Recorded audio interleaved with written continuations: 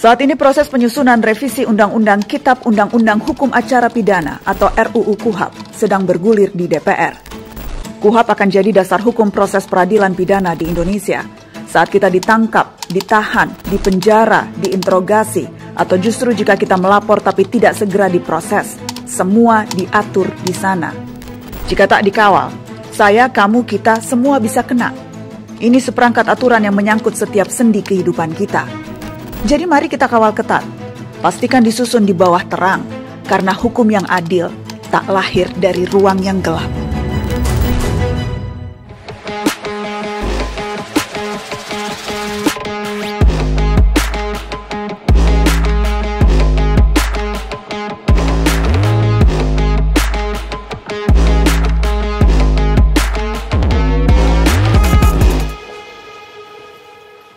Ya, narasi dan hukum online hari ini kita akan ngobrol sama pimpinan Komisi 3, spesifiknya nanti salah satunya ada Ketua Komisi 3, Habibur Rahman.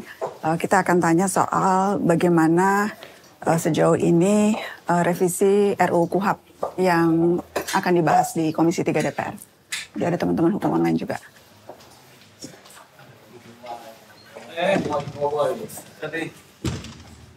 Assalamualaikum warahmatullahi wabarakatuh. Jadi ini ruangan pimpinan nih. Bang, minta izin Pak izin. Maaf lahir batin. Sehat-sehat Bang. Bang, Najwa. Ini Rudi Lalo, Yes. orang Makassar. Waduh, Bang, apa kabar? Ya, ini kita udah sering ketemu. Veteran ini, veteran. Bang, Waalaikumsalam. Ini Andi Muzakir. Kok Makassar semua kita ini? Bimantono. Iya. Sudah bulukan katanya di Komisi 3. Bang, aku sama teman-teman narasi. Oke. Ini teman narasi, ada juga teman-teman dari hukum online. Oh, oke. Hukum online Jadi ya. kita lagi kolaborasi narasi hukum online, Bang. Kita lagi bikin kampanye.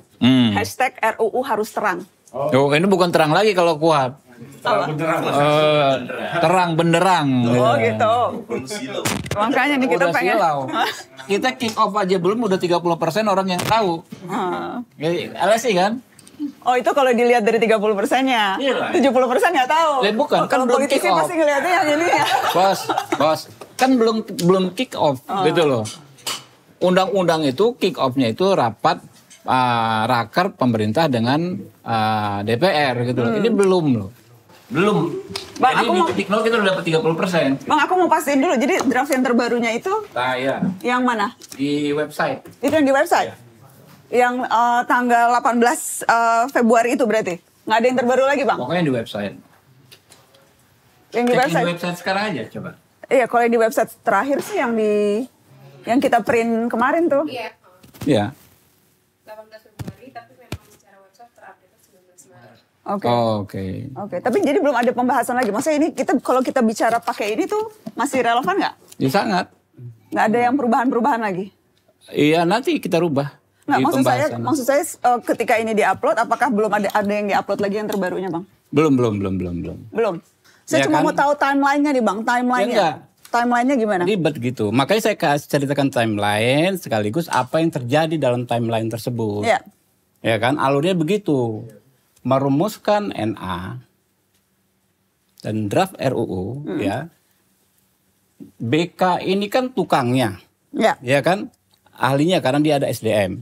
Nah, saya akan kita ngomong nih. Pointernya itu, yang 8 itu yang Anda udah tahu itu kan ya. Ya. Penahanan, Hak kemudian advokat. penetapan tersangka, hak advokat, RJ. Mereka bikin tak. Ya, lalu mereka bawa bahan. Di sini nih, ya kan ya ada BK, saya panggil juga tenaga ahli kami. Ya kan ya teman-teman yang sempat aja dulu, ya kan? Teman-teman yang sempat, lalu ya kasih masukan. Nah, lihat ada tanggal-tanggalnya kan? Begitu kasih masukan dibikin lagi, kasih masukan lagi. Nah kalau saya cerita proses kasih masukan dan bikin itu sepanjang minggu-minggu berhari-hari di tanggal-tanggal tersebut. Oke. Karena kemudian kan seperti ini, Bang. Ketika 23 Januari pembukaan dibilang kami mengundang untuk mendapatkan masukan atas naskah akademik yang akan dibuat. Yes. itu 23 Januari. Terus tiba-tiba 17 Februari. Kalau asumsinya kalau mendengar itu 23 Januari itu belum ada naskah akademik dong? Ya, draftnya udah ada dong, bos. Draft yang kemudian ya karena Iya baru dong. meminta masukan nih. Lah iya, emang harus nunggu adanya masukan. Kami kan bikin punya mindset juga dong. Oke, jadi draftnya memang udah ada dong. Emang kami nunggu mutlak dari enggak dong. Kami bikin dulu draft. Dan meminta masukan untuk Iya, dan naskah baru akademiknya. pada tanggal 23 Januari minta masukan. Oke, gitu jadi loh. draftnya sudah ada baru minta masukan. Draftnya draft udah ada. Gitu Draftnya loh. draft. Iya. Oh, jadi sebelum ada draftnya draft. Iya tentu dong. Oke. Kan Itu minta draftnya masukan resmi. naskah Nanti akademik. lo, saya ngomong boleh dong. Yang Anda maksud mungkin draft final itu kan ketika diserahkan dari sini final, di-approve semua kawan-kawan, saya kirim ke ketua DPR, pimpinan DPR kirim ke presiden. Pemerintah. Itu yang namanya draft dalam konteks nomenklatur resmi. Oke. Tapi kan untuk menjadi draft nomenklatur resmi ini kan ada draft lagi dong. Iya, iya. Makanya ada draftnya draft. Oke. Pertama kali saya ngomong, misalnya kita ngomong nih. Iya, iya, Bang, tolong saya paham, bikin. Bang, saya Ya, paham. iya tahu. Yang nonton belum tentu paham. Ntar misleading gitu loh. Ya kan? Kayak begini, oh kurang tajam, masukin lagi. Kayak begini, kurang tajam. Itu kan namanya draftnya draft. Ya, jadi antara 23 Januari pada saat menerima masukan untuk naskah akademik, itu baru menjadi draft yang akhirnya diupload untuk dibahas bersama di pembahasan tingkat 1, kurang waktu dari 3 minggu. Lebih dong, makanya antara Januari ya. Ya, Tapi kan masukan bukan hanya dari yang ikut webinar loh. Iya, iya. Masukan dari yang sebelumnya udah banyak masukan gitu loh. Bang, itu seberapa banyak masukan-masukan itu kemudian terakomodir, minimal dalam draft pertama yang kita lihat sudah diupload ini? Ya banyak sekali. Ya, soal penahanan. Ya, kita tidak. Ya, saya ngomong substansi dong ya. Sekarang boleh dong. Ya, soal penahanan. Ya kan ya. Persyaratan orang untuk ditahan. Jangan ada ya hal yang terlalu yang subjektif. Kalau sekarang kan penahanan itu kan 3 kekhawatiran. Melarikan diri, kekhawatiran menghilangkan alat bukti, kekhawatiran mengulangi. Kita bikin yang ya lebih terukur. Adanya upaya. Nah, itu sebagian orang ngomong kayak begitu. Ya kan ya? Soal RJ, masukkan soal RJ. Restoratif Masuk, Justice. ya, restoratif justice. Soal kelompok rentan. Bagaimana kelompok rentan orang cacat, difabel, orang tua, perempuan, perlindungannya diatur. Oke. Ya kan ya? Soal live streaming nih. Wartawan hak untuk wartawan ini kan mau menyiarkan langsung sidang-sidang. Pengaturannya seperti apa? Ada pengaturan, ada permintaan di drop. Soal advokat. Tadinya kan adanya advokat dilarang begini. Loh, kok yang lain nggak ada dilarang? Penyidik dengan penuntut. Oh, advokat ada dilarang. Statement kali, langsung kita drop. Ya Pak ya, Pak Suding ya. Soal imunitas advokat. Ya kan banyak advokat dikerjain, menangani perkara, advokatnya yang dikerjain. Ya kan, pengen minta imunitas. Sepakat semua fraksi ya Pak Suding ya? Di drop. Soal pasal penghinaan presiden. Ya kan ya, yang tadinya karena memang sempat salah ketik di draft itu, tadi pasal penghinaan presiden dikecualikan sebagai pasal yang bisa di RJ, teman-teman dorong, oh justru itu pasal yang harus diselesaikan terlebih dahulu dengan restoratif justice. Masuk semua, banyak sekali. Itu kan secara pasal per pasal. Yes. Kalau secara fundamental, apakah memang kita bisa melihat RUU KUHAP ini bisa mengakomodir Jadi gini. berbagai fundamentalnya yang berubah apa Bang? Nah, makanya saya mau nanya, kekhawatiran kawan-kawan apa soal RUU KUHAP? Basa-basi Bang. Bukan, bukan soal KUHAP yang ada sekarang, apa? Kekhawatiran soal? Ya, KUHAP yang ada sekarang, kegelisahan Anda, Najwa Shihab terhadap KUHAP yang ada sekarang apa? Tidak ada cross balancing check antar aparat penegak hukum. Nah itu, selain itu apa? Kalau kita lihat sekarang itu penyiksaan, intimidasi, Ya, orang tidak bisa secara independen ya.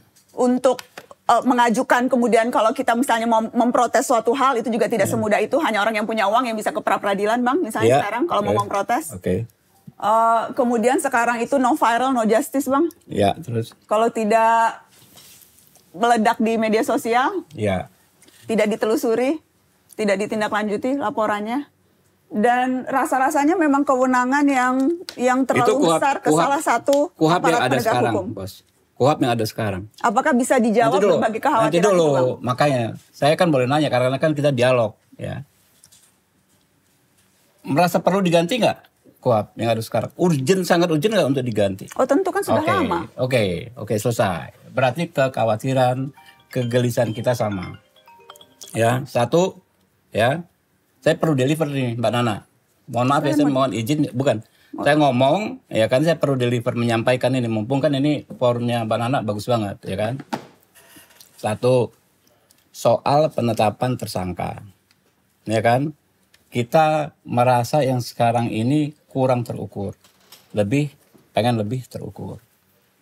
Kedua, Mbak Nana, soal penahanan. Saya tadi udah ngomong kan, tidak jelas parameternya orang untuk ditahan, hanya berdasarkan kekhawatiran.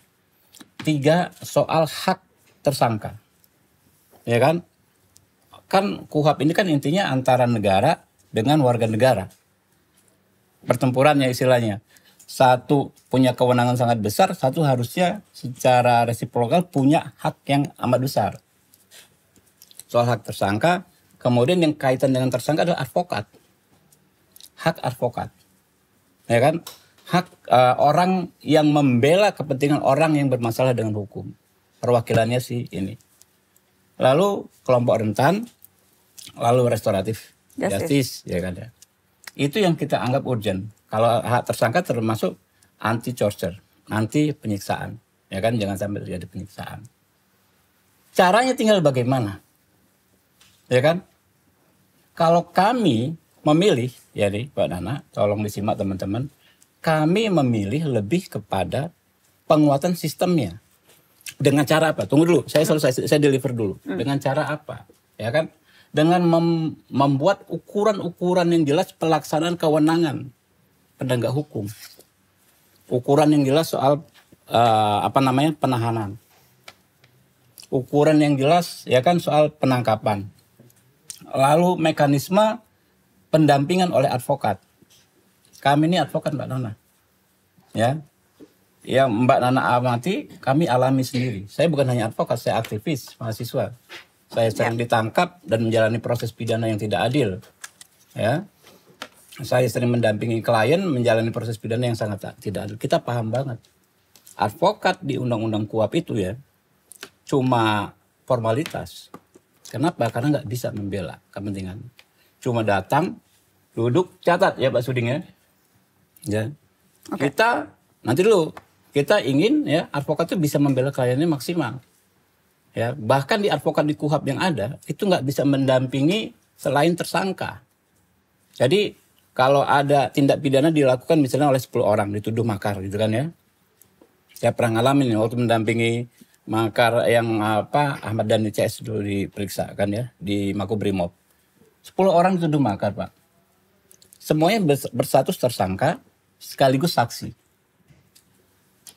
Pada saat pertama diperiksa nih, berapa hari pertama diperiksa, dia hanya sebagai saksi dulu. Artinya nggak bisa didampingi advokat. Baru selesai konstruksi perkaranya, diperiksa sebagai tersangka baru bisa didampingi. Sudah telat. Ya kan? Karena advokat nggak bisa mendampingi. Nah di KUHAP yang baru kita ingin advokat full bisa mendampingi saksi bahkan korban. Itu. Nah, penyiksaan. Ya kan ya? Kita lihat, kita mengalami sendiri di sini. Kita bongkar yang penyiksaan yang di Palu. Ya. Ada orang disiksa, dikatakan nggak disiksa, meninggal. Yang di Kota Palu, Sulawesi Tengah. Lalu kita minta cek ulang, cek CCTV. Ternyata dari CCTV, ketahuan itu orang disiksa. Orangnya PTDH pelakunya kan. Artinya apa? Perlu CCTV. Kita masukkan nih, tidak harus, tapi yang penting masukkan dulu tuh ini soal CCTV ini. Nah, sehingga yang kami lakukan itu daripada ya memindahkan kewenangan satu institusi ke institusi lain, ya lebih baik menguatkan yang namanya sistemnya. Kalau penahanan kan orang kan disiksa itu kan karena dia bisa ditahan sewenang-wenang. Penahanan jangan sampai sewenang-wenang dan jangan sampai terjadi penyiksaan. Itu yang kami bikin. Jadi jangan hina kami tidak bermoral kalau kami punya pandangan bahwa memperbaiki sistem ini dengan cara seperti itu. Siapa yang tidak bermoral? Enggak ada. Oh, itu Abang bilang jangan hina bermoral? Makanya jangan gitu loh. Oh, oke. Kalau jangan seolah-olah udah ada terus Abang melarang. Enggak. Oh, Abang preemptif nih. Iya, betul. Oh, jadi udah jangan dulu. Bukan jangan hina kami enggak bermoral kalau pandangan kami seperti itu karena kami juga punya idealisme berdasarkan praktek kami. Oke. Gitu. Nanti dulu. Ya, terus ya dibandingkan dengan kita pindahkan nih kewenangan satu institusi ke institusi lain. Apakah ada jaminan? Fenomena oknum, Pak. Mohon maaf ya, ini kita ngomong-ngomong. Misalnya polisi sekarang kita tuduh. Yang paling banyak oknum. Kita pindahkan misalnya ke hakim yang berwenang menahan. Emang dalam konteks ya, oknum akan jauh lebih baik? Enggak juga. Kasus Ronald Tanur, kasus yang baru ini minyak goreng, ya kan ya. Lagi pula kami mendengar masukan. Di sini ketua ketua Badilum sendiri mengatakan ya berat kalau pakai HPP. Oke. Ya, karena banyak yang belum paham. Banyak yang belum paham HPP itu kan hakim ya, pemeriksa pendahuluan. Ya, berat kenapa? Katanya polisi itu bisa sampai polsek, sampai ya kan proses pidana. Sementara hakim itu hanya di kota kabupaten. Hanya di kota. Jauh dengan bayangan kayak di Jakarta. Di Lampung aja kayak kemarin di Waikanan. Ya kan ya, kalau harus menangkapnya ke Blambangan Umbu kotanya jauh ke tempat kejadian gitu loh. Itu omongan dari orang MA sendiri. Oke, gitu loh. Karena kan memang spesifik soal itu Bang. Spesifik kan misalnya teman-teman koalisi ini mengusulkan, memberikan masukan soal hakim pemeriksa pendahulu. Iya. Yang buktinya orang MA sendiri menolak. Dirjen Badilum Pak Prim Haryadi menolak. Jadi itu dia. Sejauh mana kemudian masukan. Jadi bukan basa-basi, come on Najwa. Ya, bukan basa-basi kalau kita beda pandangan ya. Jangan hina kami ini basa-basi RUU KUHAP gitu. Saya tidak pernah merasa menghina. Kenapa sih anggota DPR sensi banget? Enggak sensi. Kita terbuka. Tadi Bang ini Habib bukan bilang sebagai jangan anggota bilang DPR, Bos. Ya. Ngomong ya semua orang saya berpendapat juga boleh dong. Oh gitu. iya, cuma maksud saya tadi Abang bilang jangan bilang kami tidak bermoral. Tidak ada yang pernah bilang Bang Habibur Rahman kalau bermoral. kita beda pendapat, saya mau menguatkan sistem. Anda ngomong soal perpindahan dari satu oknum ke oknum yang lain, jangan dibilang ini basa-basi, Bos. Basa-basinya bukan dalam konteks itu, Bang. Basa-basinya dalam konteks adalah kita tahu partisipasi bermakna itu ada 3 kalau kata putusan Mahkamah Konstitusi. Right to be heard, right to be considered, right to be explained. Semua. Nah, ini udah sangat partisipatif. Apalagi kita. Bang, gitu kalau sangat partisipatif, kenapa misalnya tidak ada penjelasan yang memadai? Kenapa misalnya masukan-masukan ini belum dibahas, Bos. Ya justru karena belum dibahas, Bang. Ya justru itulah kok karena belum dibahas, belum bisa. Nanti tunggu dibahas dong. Enggak, Bang, kalau undang-undang keterbukaan informasi publik, kalau kita bicara undang-undang bukan hanya pada saat pembahasan dari mulai awal. Iya, tapi kan dari mulai sudah awal diundang semua, sudah didengar semua, sudah dijelaskan semua, apalagi sudah dipertimbangkan semua kok. Tapi karena belum dibahas, ini belum menjadi draft yang resmi, belum menjadi undang-undang. Nggak bisa judgement loh, bahwa ini nggak partisipatif, nggak bisa. Loh, itu dia ukuran partisipasinya kan bukan hanya sekedar kemudian datang untuk mendengarkan di webinar dan bicara. Apalagi? Itu tadi right to be, kenapa tidak dijelaskan? Kenapa ini saya jelaskan berulang kali. Kenapa kemudian tidak dimasukkan dalam, kalau semua aspirasinya yang didengarkan hanyalah pihak-pihak tertentu, tetapi teman-teman koalisi masyarakat sipil tidak didengarkan, itu bagaimana cara menilainya? Nggak ada. Bagaimana cara menilainya, Bang? Nah ya, nggak didengarkan yang mana, Mbak? Mana? Saya sebutkan tadi kok, masukan tadi yang sudah kita akomodir semua. Soal wartawan Aji yang ngusulin. Coba tanya yang datang, teman-teman Aji. Bang Hinca? Ya kan? Nah, gabung Bang, soalnya teman Bang Hinca emosi nih dari tadi. Ya, emosi, lu kalau ngejar-ngejar gue kejar juga. Nggak ada urusan. Gue nggak menghina, dibilang menghina. Nggak ada. Anggota DPR jangan terlalu sensi lah, Bang. Sensi biasa aja, saya memang orang dari bawah. Jangan saya terus yang ngomong, ada teman-teman, gimana teman-teman? Ya nggak. Mau dikejar kemana, gue bisa bertanggung jawab kan kok KUHAP ini kok. Tapi Bang, saya jadi nanti dulu. Tuh. Jadi soal diakomodir atau enggak. Lu ngomong kayak begitu, ya kan, coba, ya kan, soal peliputan langsung di drop itu pasal. Yang usul siapa? Anji kok. Loh, coba, apa pendapat Nana? Diakomodir nggak? Ya, Langsung di drop. Ya dari awal memang harusnya nggak masuk itu. Bukan, diakomodir tidak. Tadinya masuk menjadi masuk. Kan pertanyaan nggak diakomodir kata Nana kan? Ya, secara fundamental yang penting-penting Bukan. selain itu penting, itu Enggak. penting untuk wartawan. Cuma kan ini kan KUHP ini kan untuk semua nanti warga dulu. negara, Bang.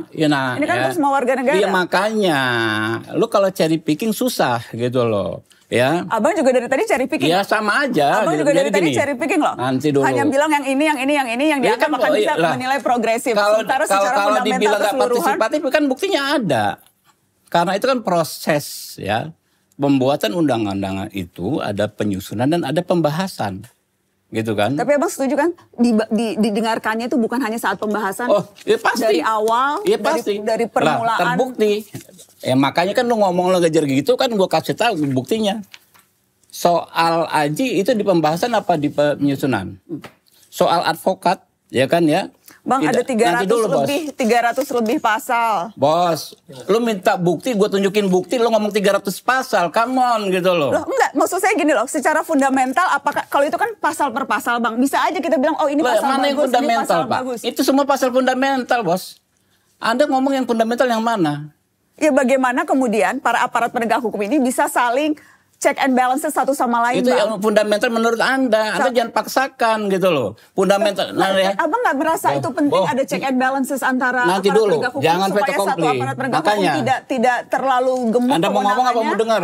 Saya mau ngomong. Ya udah silakan. Makanya saya lagi ngomong. Iya. Kan gantian kita. Iya. Abang tidak merasa penting ada saling bisa check and balances antara aparat penegak hukum Silakan. supaya tidak ada satupun tidak ada yang terlalu overpower begitu, Bang? Oke. Saya mau nanya boleh nggak? Ya. Silakan Abang jawab. Anda Penting nggak tidak menurut merasa itu, Bang? penting ya adanya penguatan sistem, adanya penguatan syarat-syarat penahanan, adanya diperjelasnya syarat-syarat apa namanya diproteksinya agar tidak terjadi penyiksaan. Oke, kalau Tinggalkan Abang caranya aja. Oke, kalau misalnya Abang mau bahas itu, saya sebetulnya maunya bahas lebih ke garis besarnya dulu, Bang. Bukan kalau garis misalnya- besar juga. Anda Kalau misalnya- mendefinisikan garis besar itu nggak bisa Nah, kalau misalnya gini, Bang, sewenang-wenang. kalau penahanan, Abang bilang alasan penahanan sekarang akan dibuat, tadinya kan 3, Bang. Sekarang jadi 9 ya, Bang ya. Ada salah satunya misalnya begini, di pasal 93, Bang, kalau misalnya Abang mau masuk detail, itu memberikan informasi tidak sesuai fakta pada saat pemeriksaan. Itu kemudian teman-teman ahli hukum akan mengatakan ini melanggar asas hak ingkar. Ya silakan aja nanti kita hapus. Tidak bekerja sama dalam Oke. pemeriksaan, menghambat proses pemeriksaan. Ini Oke. apa maksudnya? Oke. Dalam prakteknya Nggak. itu yang minta penasihat hukum Silakan. dianggap Gini. menghambat proses pemeriksaan. Jadi kalau tadi Abang bilang alasan penahanan yang ada ini akan lebih memproteksi orang supaya tidak sembarang ditahan. Kalau kita baca pasal-pasal dan ayat-ayatnya, ini masih karet kok, Bang. Ya, Itu silakan misalnya aja. Ya, bagus. baru satu di antara berbagai pasal-pasal yang tadi Abang bilang akan bisa menguatkan. Iya bagus. Nah makanya itu kita sampaikan tujuannya begitu.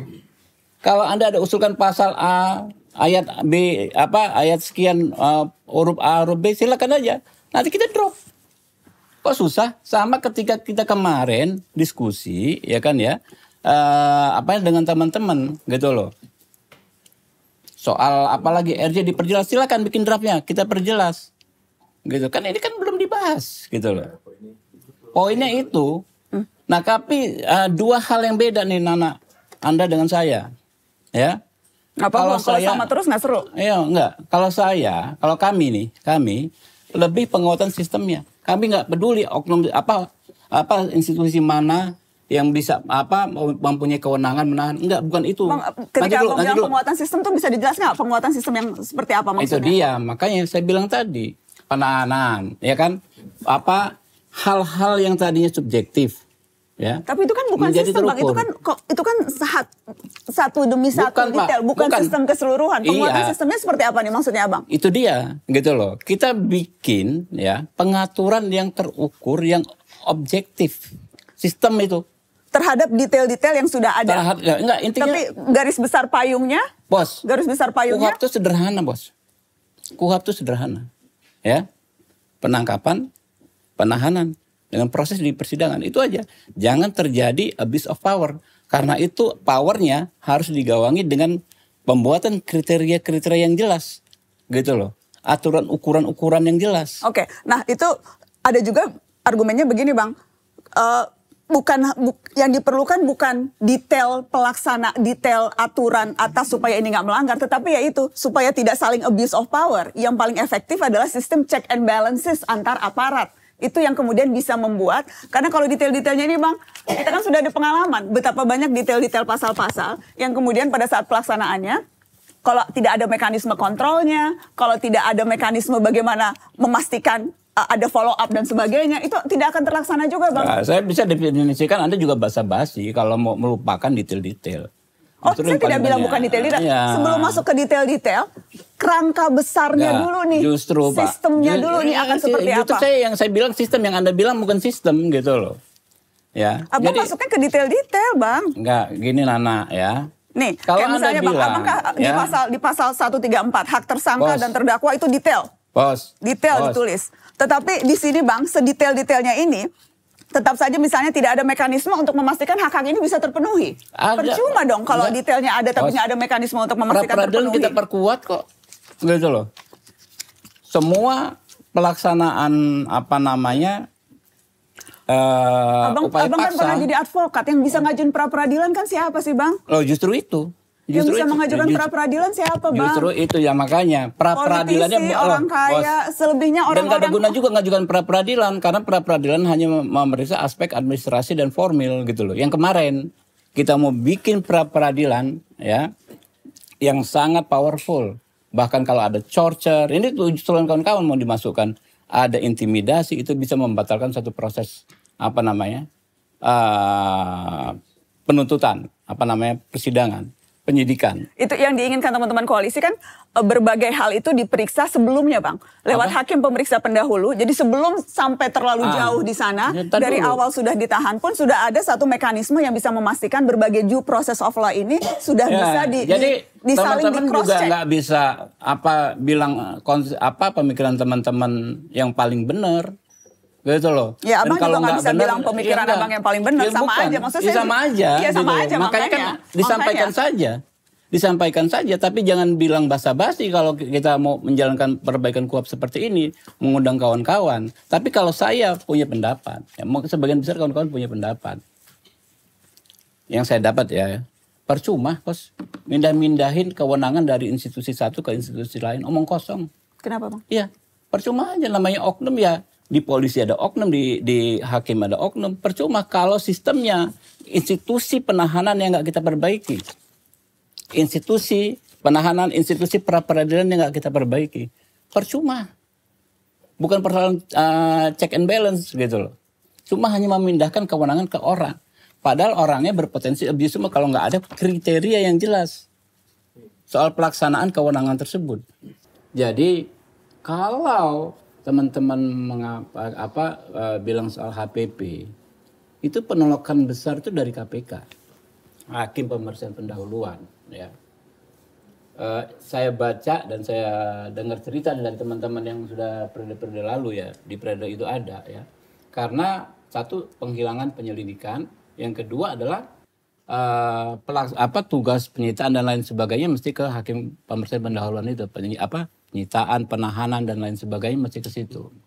Itu karena itu ketua KPK waktu itu Pak Bambang Wijayanto minta dihentikan pembahasan KUHP itu. Terus ICW bahkan buat tulisan RUU KUHP waktu itu ya, di yang 2012 adalah pembunuh KPK. Nah, saya nggak mau gaduh lagi kayak begitu. Pokoknya di Indonesia ini, Mbak Nana, kalau bikin undang-undang terjadi pemindahan kewenangan dari institusi ke institusi lain, yang ada ribut dulu. Yang ada pasti ribut gitu loh. Dan pelaksanaannya pasti membutuhkan waktu yang amat lama. Kenapa? Infrastrukturnya belum siap. Polisi aja, yang jelas ya, di polisi ini pengalaman saya sebagai advokat. Sudah ada wasidik. Wasidik itu kan pengawasan penyidikan. Ada kayak persidangan terhadap proses kalau kita ajukan ya. Ada SP2HP itu mungkin 10 tahun terakhir. Itu aja masih seperti ini. Gitu. Apalagi lembaga lain yang memang belum ada institusi seperti itu. Ya, seperti wasidik dan SP2HP. Nah, Saya sebagai praktisi paham sekali. Nggak akan menyelesaikan kalau bikin aturan dengan memindahkan kewenangan sebuah institusi ke institusi lain. Tapi kegelisahan kita sama, Nana. Ya, kegelisahan kita terhadap situasi yang ada saat ini dengan KUHP yang ada saat ini, sehingga harus diperjelas semua. Intinya sederhana. Soal penahanan tadi ya kan, soal penyiksaan. Tetapi merasa sayang tidak? Ini kan kesempatan untuk bisa merevisi RUU KUHP. Ini kan kesempatan yang mahal, ditunggu-tunggu banyak orang gitu. Ketika terbuka kesempatan dan tidak lebih progresif melakukan perbaikan fundamental termasuk perbaikan justru saya nggak justru saya menganggap yang saya bikin ini yang paling progresif, Nana. Ini yang paling maju cara berpikir kami ini menurut saya ya, dengan membuat kriteria penahanan yang jelas, melindungi orang supaya nggak ditahan, memberikan akses kepada advokat. Bang, menurut saya itu yang paling progresif. Justru pindah-memindah itu dalam kondisi real politik saat ini, begitu kan Bang? Abang bilang gitu kan, progresif dalam real politik. Karena kalau pembenahan secara betul-betul besar itu tuh akan sulit karena real politiknya menjadi nggak ada urusan real politik. Pasti ada lah. Dalam setiap di sepanjang kan pasti ada tarik-menarik kepentingan politik lah, Bang. Ya silakan lah Anda berpendapat, tapi saya nggak ngomong itu. Ya kan? Saya menganggap, Nana, ya kan, yang paling progresif itu yang kami sepakati yang ada di draft ini saat ini. Itu yang super duper progresif, revolusioner, gitu loh. Kenapa? Yang paling mengkhawatirkan industri penahanan. Iya, tapi tadi orang bisa bilang kalau ini diganti, ini akan tidak akan bisa efektif, karena ada banyak tantangan, akan ini. Berarti di semua masa. Berarti memang sekarang bukan terkait real politik saat ini nggak ada kaitannya. Mau dibikin tahun 45, mau dibikin tahun 75, mau dibikin tahun 80. Kalau kayak begitu, kalau sekadar kita memindah, nggak bakal selesai. Silakan teman-teman. Tapi kan kalau revisi KUHP ini kan dari zaman aku liputan 2012 ini kan udah berjalan ya secara isu ya. Ya 2012 itu berhenti ketika membahas satu pasal langsung gaduh. KPK ribut, minta dihentikan gitu loh. Dan selama proses itu kan tentu saja ada masukan-masukan sampai terakhir Abang di Januari kemarin bilang bahwa kita akan mulai dari nol. Nah, ketika ini dimulai dari nol, Bang, sebetulnya apa sih parameter yang digunakan oleh di Komisi 3 ya untuk dapat misalnya mengklaim bahwa kami ini sudah melakukan partisipasi publik gitu. Karena kan tadi Abang bilang bahwa ini ada potensi akan berubah lagi gitu loh. Jadi kayak yang ukurannya apa untuk bisa mengatakan kami sudah melakukan partisipasi publik. Parameternya apa gitu loh. Ya Anda lihat aja. Sekian banyak rapat, sekian banyak pertemuan, ya kan, dan sekian banyak hal yang kami akomodir. Apa kurang partisipatifnya? Ya dalam artian begini, Bang. Ada nggak sih semacam satu mekanisme misalnya ya, ketika mengundang teman-teman dari aktivis gitu untuk memberikan pendapat koalisi masyarakat sipil gitu.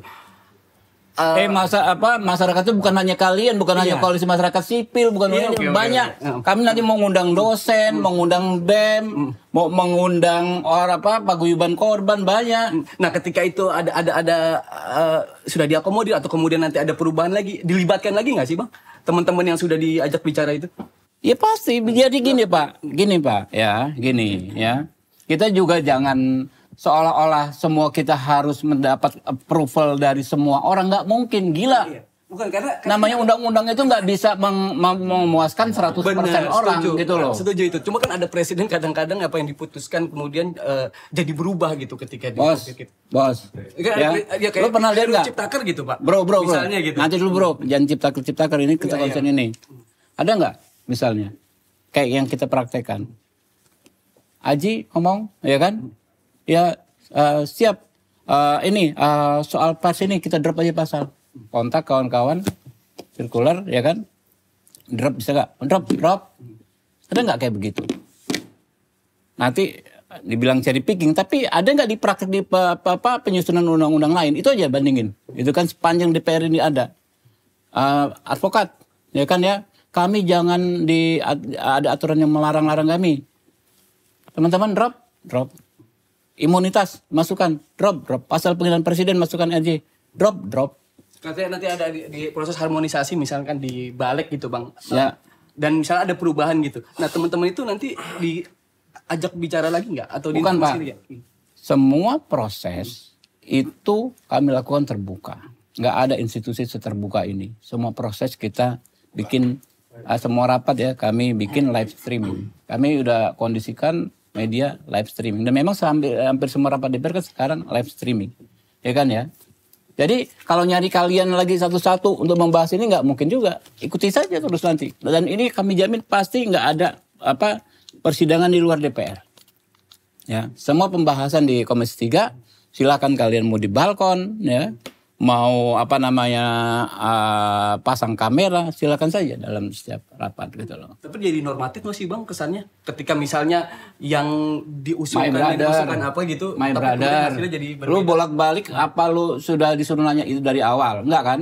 Nah. Ini kan berangkat Jadi kita dari gua kasih tahu presiden yang udah ada. Bos, presidennya apa? Presiden di dalam KUHP ini yang udah ada malah justru mungkin presiden proses penyusunan undang-undang yang sebelum-sebelumnya, Bos, itu bukan urusan saya ya. Yang ini dulu. Kan orang kan berangkat dari pengalaman selama ini berurusan makanya dengan DPR. Makanya sekarang kita mau memastikan, mengawal sama-sama. Lu karena mastiin, kan sebelum lu ngomong mastiin, saya sudah pastikan, saya sudah tunjukkan. Saya ngomong teman-teman, ini ada usulan dari teman-teman advokat. Agar mereka tidak dikriminalisasi. Sepakat kita drop pasal ini, sepakat dan ini keputusan kita mengikat nanti ketika waktu pembahasan. Jadi waktu pembahasan terkait pasal ini sudah selesai di sini ya. Sepakat, talk. Menjadi kesimpulan rapat DPR. Kesimpulan itu jangankan keluar, ke dalam, keluar pun mengikat. Gitu loh. Apalagi? Termasuk yang tadi, Aji, termasuk, iya. Jadi yang dimasalahkan proses. Proses kita khawatirkan sebenarnya. Karena kan mungkin ya kekhawatiran itu sih Bang. Ya silakan aja. Tapi bos, gitu. Tapi lu lihat juga nggak khawatir itu, gitu loh. Lu lihat juga di undang-undang KUHP ini apa yang membuat lu khawatir? Mungkin dalam proses pelibatan partisipasi mungkin diterima gitu ya, diakomodir gitu. Tapi kan tadi seperti Abang bilang ini kan semua sifatnya masih sementara. Kalau dengar bos, lengkap kalau dengar. Kan gue ngomong, teman-teman apakah disepakati ya perubahan ini mengikat kita ketika kita rapat. Sepakat, ketok. Ya.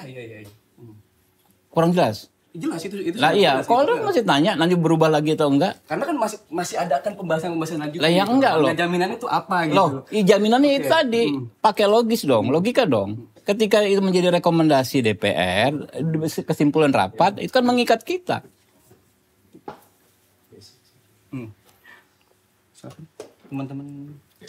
Teman hukum online. Substansi udah banyak dibahas. Ada yang menggelitik soal mungkin CCTV yang diandalkan untuk pengawasan gitu Bang.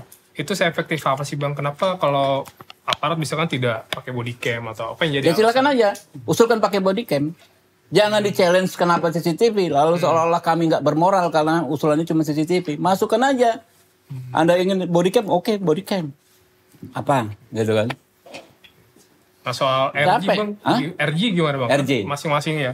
Ya. Masing-masing lembaga kan sudah punya nih Bang. Nah ini menjembatani itu di KUHP nanti. Justru kan masing-masing lembaga sudah ada, kita ramu di dalam, semua dimasukkan ke dalam KUHP bos.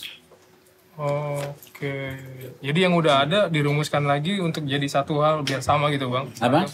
Jadi dari yang udah ada di masing-masing lembaga nanti dirumuskan untuk jadi satu ketentuan. Iya, gitulah. Ini kan undang-undang ini kitab ya, induk ya. Jadi semua yang di kepolisian, yang di kejaksaan, yang di Dirjen Badilum itu masukkan ke sini. Bang, nyambung yang soal CCTV. Kenapa dirasa CCTV akan bisa menjawab persoalan soal banyaknya penyiksaan yang terjadi selama proses penyelidikan dan penyidikan, Bang? Saya nanya dikit, Nana nggak setuju CCTV?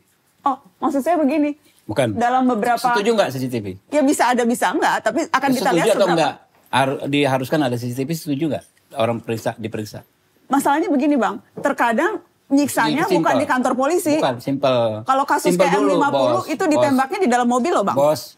Dan ada beberapa kasus Makanya itu pertanyaan disiksanya saya di luar. simple dulu. Nah, pertanyaan saya begini, Bang. Oh. Kalau setuju ya setuju saja. Setuju jawab saja. dulu, Tapi begini, ya, apakah kalau itu setuju saya- menjawab pertanyaan? Apakah itu baru saya mau menjawab? ngomong. Apakah itu menjawab, Bang? Apalagi Bos. kalau di sini nih, Bang. Ya, ntar dulu. Dapat direkam dengan kamera pengawas. Oke, itu draft kan. Gini Mbak Nana. Nah, pertanyaan saya gitu, Ya, ntar dulu. kenapa Abang merasa CCTV saja sudah bisa cukup menjawab berbagai Bos. pelanggaran dan aksi kekerasan yang dilakukan Jadi aparat? gini, makanya logikanya tuh jangan melompat. Kita kan sedang penyusunan dulu. Yang penting masuk dulu hal ihwal CCTV itu dulu. Apakah nanti ya akan kita sempurnakan bareng-bareng. Usulan Nana nih, kita dengar nih, catat nih teman-teman.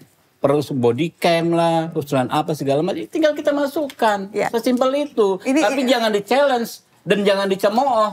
Bang, Gitu loh. siapa sih Dan yang nanti abang dulu. dari tadi tuh, abang dari tadi enggak. framing kita mencemooh. Enggak framing lah, ini curhat. Dari tadi framing. Ini bukan framing, ini curhat. Tidak bermoral, enggak itu bos. framing. Enggak maksud saya Ini gini, Bang. curhat, gini loh, ya kan? Karena yang ketika penting yang- ada dulu CCTV itu, hal ihwal CCTV itu. Bang, tapi itu nanti menjadi- kita sempurnakan loh. Bang, kalau disempurnakannya berarti kita hanya ngomong detail teknis CCTV-nya, Lah, iya. tetapi bahwa memastikan dari awal tidak ada penyiksaan, itu Ya, tidak macam-macam. Loh, terakomodir enggak, dalam karena sini, lu Bang. bahas CCTV, tapi Loh, kan enggak. Saya ngasih contoh gini loh, Bos, Kabang bos. bilang RUU ini akan mengurangi bentuk penyiksaan kekerasan aparat. Tetapi yang dibahas detailnya hanya CCTV. Oh, enggak. Sementara sebelum-sebelumnya itu tidak. Peradilan ada usulan teman-teman, ya kan? Nanti kalau ini terjadi torture, terjadi intimidasi, masukkan sebagai objek pra-peradilan, bisa menggugurkan proses. Iya. Selama ini nggak bisa. Iya, jadi Mau orang udah disiksa dulu baru dibawa ke pengadilan. Dari awal tuh tidak ada sistem yang bisa mencegah itu supaya orang tidak bolak-balik lu disiksa. mau maksain HPP, nggak bisa gitu. Tinggal caranya aja. Kan lu nggak konsisten. Bang, kalau misalnya logika abang gitu, kita Lu nggak memaksakan konsisten, HPP, bos. abang memaksakan tidak mau HPP. Bukan Begitu. begitu. Loh. Kan memang beda aja. Iya, itu dia. Lu ngomong CCTV meminimalisir atau enggak, ya kan ya. Lalu gue bilang Semua bukan hanya CCTV, ada pra-peradilan, ada pendampingan advokat, ya kan ya. Kebanyakan kasus terjadi karena nggak ada advokat, gitu kan ya. Pada saat sejak awal pemeriksaan, karena diperiksa sebagai saksi dia nggak bisa didampingin. Tapi kalau ada advokat, ya, insya Allah gitu loh, berkurang secara super signifikan gitu loh. Kayak misalnya gitu, oke. Teman-teman yang lain dulu deh. Aku mau nanya. Ya silahkan nih, Cak. Kalau aku ntar ini dibilang sensi lagi sama Bang. Bukan sensi, Nana yang sensi hari Framing ini. lagi. Nggak, aku sih nggak pernah sensi. Aku emang nadaku emang tinggi gini, Nggak Bang. apa-apa, kita juga tinggi. Bang, ini dari kacamata publik ya, awam. Tadi kan Ya publik nggak bisa klaim-klaim publik lah. Publik yang mana dulu? Ya, oke lah, Sebagian maksudnya. publik lah. Oke. Tadi Saya kan juga Abang bilang- publik, saya juga wakil rakyat gitu loh. Ketemu rakyat tiap malam gitu loh. Ya, Ya. oke. Jadi kan abang bilang ini tuh KUHAP fokusnya adalah memperkuat sistem dengan penguatan hak tersangka, kemudian ada alasan penahanan, detailin lagi dan sebagainya. Tapi saya pengen tahu gitu Bang, bagaimana kita nih masyarakat itu bisa teryakinkan bahwa penguatan sistem yang abang bilang tadi udah paling progresif di KUHAP, tapi bisa betul-betul dijalankan gitu Bang. Gimana kita teryakinkan dengan itu? Karena seandainya penguatan sistem yang abang bilang tadi nggak dijalankan, kita bisa lapor ke mana? Siapa yang bisa, yang tadi Mbak Nana bilang, siapa yang bisa mengawasi, mengontrol dan sebagainya. Kayak contoh misalnya, kalau tadi Mbak Nana udah sebut no viral no justice. Saya tahu di pasal 13, pasal 22, bahkan di pasal 23 di sini dibilang nih, ketika penyelidik tidak menanggapi laporan atau pengaduan dalam jangka waktu paling lama 14 hari, terhitung sejak laporan diterima, bisa melaporkan ke atasan penyidik. Nah ini mekanismenya gimana Bang? Kan masyarakat yang lagi kesusahan, ada kasus hukum, apalagi publik yang mungkin nggak punya dana dan sebagainya, udah nunggu nggak dilanjutkan. Ini ngelapornya kemana? Oh, ke atasan penyidik, ya polisi juga gitu. Dan mekanismenya kadang masyarakat yang sulit juga bingung mekanismenya lewat mana gitu. Jadi pertanyaannya itu sih, gimana kita bisa teryakinkan ya bahwa penguatan sistem ini bisa betul-betul dijalankan, dan seandainya tidak dijalankan dengan sistem yang udah sekuat itu, kita bisa lapor kemana? Jadi gini, ya. Soal CCTV misalnya, ya kan? Waktu kasus Palu, kan yang pertama kita bilang cek CCTV semua. Beruntung ada. Artinya apa? CCTV yang kita sepelekan ternyata bisa terbukti kok, membantu terungkapnya sebuah peristiwa yang menewaskan tahanan. Ya kan? soal bagaimana dan lain sebagainya sama-sama kita rumuskan. Tapi kalau bolak-balik digiring kita HPP, itu dia. Masalah HPP itu adalah penentangan terbesar dari penyidiknya sendiri. Yang saat ini kayak KPK, ya kan ya, besar sekali sampai minta dihentikan gitu loh. Nah, kenapa nggak kita batasi kewenangan penyidik ini dengan ukuran-ukuran yang jelas saja? Gitu. Jadi kalau pindahkan misalnya ya dari penyidik KPK kewenangan penahanan atau dari Polri kewenangan penahanan ke hakim untuk menilainya ya dari eksternalisasi, saya nggak pernah punya sejarah bagus punya itu. Waktu MK ya pengawasan terhadap MK dulu pakai KY Komisi Yudisial ya. Perdebatannya waktu itu adalah Arief Hidayat yang ngomong. Saya mengajukan salah satunya mengajukan uji materi terhadap pasal pengawasan KY terhadap hakim MK. Kalau dikawasi oleh eksternal justru menghilangkan independensi institusi. Kan capek kita. Itu sudah fitrah gitu. Kalau ada pemindahan kekuasaan dan lain sebagainya akan menimbulkan resistensi, akan menimbulkan kesulitan dalam implementasi. Gitu. Tapi kalau ada pembatasan kriteria jelas tinggal bagaimana kita atur bikin aturan aja. Lapornya bagaimana caranya, ya kan keatasannya kapan. Ya kita bikin kita atur. Minimal apakah nanti di KUHP ini juga akan didetailkan soal misalnya si pelapor penyelidik atau penyidik ini tidak menindaklanjuti laporan, hukumannya apa? Bisa nggak dipastikan hukumannya nggak cuma masalah kode etik dan sebagainya gitu. Jadi kalau usulan sebagian teman-teman ya di fraksi misalnya kalau terjadi intimidasi dan lain sebagainya bisa sampai dengan pembatalan penyidikan kok. Yang tadinya di KUHP yang sekarang nggak ada urusan. Jadi kalau toh ada orang masuk sidang udah pincang-pincang ya kan ya terjadi tapi di pemeriksaan perkara dia nggak gugur gitu loh. Penyidikannya nggak gugur tapi hanya soal hukuman ke orang yang melakukannya gitu loh. Intinya sih sebenarnya lebih karena publik tuh bingung mau percaya. Jangan publik ya, kita juga publik ya. Belakang kita bos. Ya maksudnya masyarakat tuh bingung. Sebagian masyarakat. Nah iya gitu. Tapi loh. Kalau fakta masyarakat bingung itu nggak perlu diperdebatkan sih bang. Ya pasti nggak. Tapi kalau kan sedetail dia bahwa harus ada institusi eksternal pengawas itu bukan publik lagi gitu kan. Itu kan usulan. Nah iya, itu bukan publik lagi. Kalau soal bingung sepakat, masyarakat sepakat. Dan kemudian kan ada usulan. Ini kan kita tinggal caranya aja. Ya itu dia, salah satu caranya. Jadi jangan dibilang bahwa saya punya cara seperti ini, punya pemikiran seperti ini bukan representasi pendapat publik, enggak juga gitu loh. Oh enggak, ini kan kita ini bang, diskusi. Maksudnya diskusi. Kemudian, tapi enggak boleh dong. Anda mengatakan bahwa yang publik mau seperti ini, ada pengawas eksternal, ada HPP, nggak bisa begitu gitu loh. Itu berangkat dari usulan teman-teman yang melihat praktek sejauh ini. Saya juga melakukan praktek sejauh ini, nggak perlu nanya teman-teman juga, semua saya dengar kok gitu loh. Saya juga melakukan praktek Pak. Saya contohnya gini bang, untuk penyitaan aja tuh perlu izin pengadilan kan? Jangan dibandingin, untuk menahan izin pengadilan jangan itulah. Logika sederhananya gini, barang yang mau disita harus izin pengadilan, dapat izin hakim baru barang disita. Itu barang. Orang. Sementara ya, orang ditahan, udah basi. Itu contoh konkret. Kan gini bang, ini kan kita berusaha untuk supaya publik juga mau terlibat dalam diskusi tercerahkan. Jadi kan harus dikasih contohnya, itu tuh yang bisa mudah dimengerti. Gitu bang. Iya bos. Itu misalnya contohnya tuh. Untuk menyita barang perlu izin pengadilan, tapi untuk menahan dirasa tidak perlu izin pengadilan. Jadi berarti barang lebih berharga daripada nyawa manusia. Itu logika fatalistik. Saya cuma kasih contoh bagaimana nanti dulu, saya boleh menanggapi. Itu contoh. Saya nanggapi. Itu silakan, logika yang dibangun secara fatalistik untuk memanipulasi. Ya kan, Anda ingin memanipulasi. Biasanya yang manipulasi politisi sih. Enggak. Anda juga bisa jadi politisi. Kan nggak tahu siapa yang politisi di sini. Oh, yang jelas yang pakai gampang Garuda sih. Formal. Kalau kita bicara itu, Pak. Yang jelas politisi pegang kartu tanda anggota itu yang substansi gitu loh. Ya. Tapi secara substansi Anda juga enggak. Entar dulu saya jawab dulu. Soal analogi yang keliru itu. Ya kan, kelirunya gimana? Tolong luruskan kalau keliru. Kalau barang izin, ya kan ya.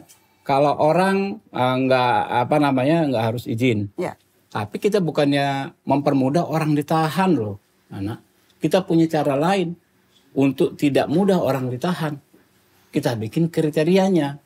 kan kekhawatirannya ini intinya adalah soal kejelasan kriteria penahanan. Jangan orang ditahan sewenang-wenang tanpa kriteria yang jelas.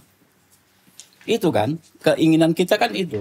Jangan ada kesewenang-wenangan untuk menahan orang. Oke. Karena itu harus dibikin jelas aturan mainnya, sistemnya. Jadi bukan kami mengabaikan. Iya, dengan nanti dulu udah belum selesai. Bukan mengabaikan atau merendahkan orang dibanding barang. Enggak. Gitu. Punya pengaturan yang berbeda-beda. Pengaturan soal orang lain, caranya pengaturan soal barang lain. Dan tampaknya pengaturan soal barang lebih ketat dibandingkan pengaturan soal manusia. Buktinya soal barang harus diuji di pengadilan. Soal manusia tidak perlu diuji di pengadilan, cuma perlu tambah kriterianya. Seperti itu kan? Oh enggak, dan kriterianya enggak gampang.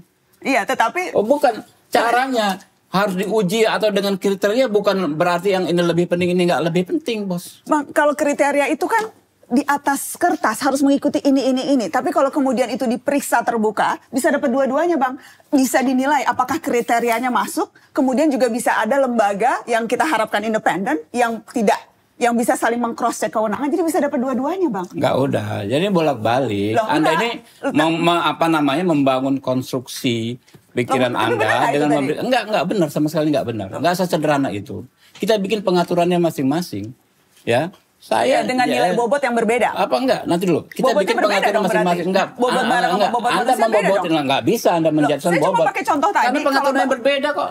Ya itu dia, pengaturan yang berbeda, pengaturan tapi bukan bobotnya berbeda, caranya berbeda, memproteksi orang dan memproteksi barang beda. Yang jelas memproteksi barang lebih penting dibandingkan memproteksi orang. Itu menurut Anda, itu penyesatan yang Anda lakukan. Bukan penyesatan.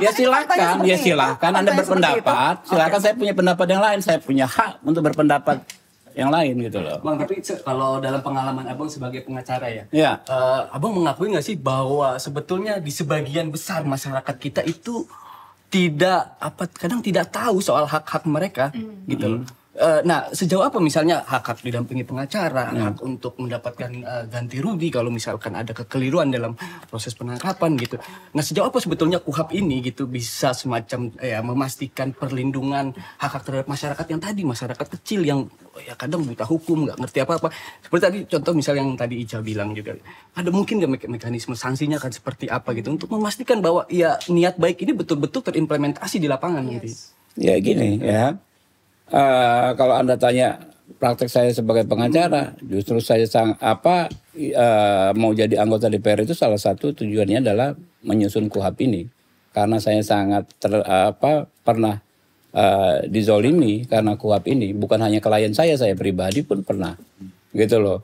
Nah, karena itu KUHAP ini kan memposisikan warga negara melawan negara. Warga negara sangat tidak berdaya melawan negara yang sangat adikuasa. Untuk itu perlu didampingi advokat. Kuncinya adalah penguatan hak tersangka dan penguatan peran advokat. Ketika ada advokat terbukti kok, gitu kan ya. Berapa persen advokat? Ya tinggal advokat sudah banyak kok sekarang kok. Daripada 15 tahun yang lalu ketika saya berprofesi sebagai advokat. Sekarang sudah sangat banyak kok, betul loh. Itu kan idealnya ya? Iya Bang, idealnya tersangka itu kan dikasih tahu ketika kamu punya hak untuk dapat pengacara gitu. Nah, tapi dalam praktiknya Bang, aku sendiri pernah, sepupuku berurusan dengan polisi gitu, ya justru malah disuruhnya jangan pakai pengacara gitu loh. Nah, terhadap situasi-situasi semacam ini, ketidaktahuan maupun dari aparatnya yang tidak menginformasikan hak si tersangka ini apa itu? Ini di draft mekanisme pasal, di KUHAP ini di draft pasal soal advokat, ya kita bikin bahwa nggak ada ketentuan di bawah 5 tahun, di atas 5 tahun harus didampingi advokat. Semua harus didampingi oleh advokat, gitu. Dan advokat kan sekarang ada kewajiban pro bono ya di organisasi advokat masing-masing. Kalau si tersangka ini nggak tahu bahwa dia punya hak untuk harus tahu. Ya harus siapa yang harus memberi? Harusnya kan si penyidik kan yang memberitahu ya. Kalau itu terbukti ada proses, itu kan namanya penyimpangan ya. Adanya intimidasi, bahkan ada penyiksaan kalau nggak tahu. Ya itu harus menjadi objek pra peradilan. Menurut saya ya, itu harus menjadi objek pra peradilan ketika si tersangka tidak didampingi advokat, ya tidak ditawari, ya bahkan dihalang-halangi untuk mendapatkan advokat, ya itu harus ada sanksi terhadap prosesnya. prosesnya di persidangan. Bang Hinca, apa Bang tanggapan soal ini? Abang veteran Komisi 3. Advokat juga. Advokat, iya tahu lah kita. Advokat, veteran Komisi 3, udah berapa undang-undang yang lahir. Mbak Nana, saya kira peran media ini kan cukup kuat ya untuk memberitakan, mengedukasi begitu dengan cara yang masing-masing. Tentu ini kan bagian dari itu. Apa yang dijelaskan tadi ketua atau kami di sini menginisiasi ini sebagai sebuah kerja besar ini. Tadi Pak Ketua tadi juga mantan advokat. Saya juga ngerasain lah kami. Pertanyaan-pertanyaanmu tadi itu pertanyaan kita juga lah itu. Nah, karena selalu ada asas hukum, semua orang dianggap tahu undang-undang. Jadi pertanyaan tadi itu kira-kira di situ. Nah, tentu teman-teman juga punya fungsi di situ. Kami juga, pemerintah juga. Nah, sekarang dalam konteks partisipasi publik ini kan, yang selama saya di 3 periode di sini belum pernah nih nerima kayak gini. Ini luar biasa nih ruang. Bukan yang rapat sekian belas rapat sebelum pembahasan itu ada nggak di pembahasan undang-undang lain gitu loh? Satu itu tadi ya, itu yang saya tambahkan tadi. Malah ini belum kick off nih. Oke, naik kan? Nah sekarang saya nih, nah kami diskusi 8 fraksi, punya masing-masing kita punya dapil. Saya kemarin pulang 30 hari. Saya keliling tuh ke polsek, saya kumpuli semua polisi, ke polres, ke Kejari, dan seterusnya. Baru masyarakat ngobrol gitu, sama pertanyaannya. Wah, kami nanti gimana? Gitu, kan gitu ya. Rata-rata mengatakan bahwa 44 tahun KUHP ini, si tersangka atau warga negara ini korban. Statusnya ini jauh sekali gitu. Nah karena itu semangat kita adalah penguatan pada si warga negara yang keterampas hak asasinya ini selama proses itu. Saya bercanda dengan teman-teman. Kalau kita belajar hukum kan gini Nana, dan kau selalu kutip itu. Biarpun langit runtuh, hukum harus ditegakkan. Begitu lah. Ya kan? Kita belajar hukum begitu. Dalam KUHP, saya punya dalil lain. Dan ini pasti nyambung dengan pikiran teman-teman. Tinggal nanti teknisnya. Apa itu? Keadilan tidak boleh menemui jalan buntu. Keadilan harus menyentuh garis finish keadilan itu sendiri. Inilah yang disebut asas justice delay, justice deny. Jadi keadilan yang tertunda menurut kami adalah kejahatan yang sempurna. Karena dia harusnya bisa menuntaskan, dia tahan-tahan. Itu contoh. Masa penahanan kalau ini dijumlahkan seluruh yang di KUHP sampai ujung, itu 180 hari. Artinya warga negara yang tersiksa terampas hak asasinya ditahan ini baru jumpa 180 hari memperjuangkan keadilan ketemu hakim nih. Nah karena itu kita lihat ini nggak fair ini. Kita kuatkan lainnya. Di mana kekuatannya? Sistem yang Nana tanya. Saat jadi saksi atau diperiksa pertama pun harus ada pendampingan. Maka advokat tadilah yang damping. Yang sifatnya nggak duduk. Bahkan bisa bereaksi. Menyampaikan keberatan. Keberatan, ini gitu dah. Satu ya. Nah yang kedua, tadi sampaikan CCTV. Nah, ini CCTV kan soal istilah, di sini kamera pengawas. Sebenarnya yang di kepala kami adalah teknologi. Besok ganti lagi teknologi dan sebagainya. Tapi teknologi yang memberikan rasa keadilan itu yang mau kita maksud. Bisa saja besok CCTV ganti apa dan sebagainya. Atau AI dan seterusnya. Nah, tapi mau kita teknologi yang maju ini bersama masyarakat juga masuk di KUHP-nya. Nah, terakhir ini Nana, biar sedap nih. Kalau kalian nanti kejar ini, kalian baca itu, kayak kalian kita di sini, kau bikin dimnya. Ini bang aku tak setuju, sebaiknya begini, karena begini. Saudara itu. Nah, masa waktunya hari ini sama reses nanti, ada 2 bulan, ini draft. Baru ke depan. Nah, nanti ke depan itu pemerintah jangan di sana. Jangan di judgement ini Pak. Kita di sini nih. Bang Hinca, ya. Jangan di judgement kita basa-basi, jangan di judgement kita nggak bermoral, dan segala macam gitu loh. Ya saya tambah lagi. Ini kan draft. Jadi nanti kan kita di sini, sana pemerintah masih ada 2 kali kalian. Sekali di sini, kan ini belum kalian kerjaan pemerintah seolah-olah tunggal yang buat undang-undang ini. Akan ada pemerintah di sana yang berdiskusi bersama. Tapi kalau istilah orang Medan ini bocor soal ini, kita lepas dari awal sejak sekarang dengan konsekuensi semua orang berteriak. Ya udah kita dengar dan terus jalan. Apakah ini basa-basi? Enggak lah, kami nyatet dah. Kami catat, kami buat kesimpulan, dan seterusnya gitu. Tapi tentu masukan dari teman-teman sangat diharapkan, siapa tahu cara kami yang melihat tidak sama kan, apalagi wartawan kan paling dapat lah detailnya gitu. Tapi apakah suara yang kalian ajukan suara kami? Sama lah kita. Sama juga Namboruku di kampung pun begitu. Kalau dipanggil dulu kita dapat surat warna merah jambu kan waktu kita sekolah sore kita. Karena tetangga meja sebelah. Kan kita kirim surat itu lalu pakai PS. 4 kali 4 sampai dengan 16, sempat nggak sempat harap dibalas. Kan begitu. Yang pink itu Sekarang kalau pink ditandatangani jaksa, gemetar kita.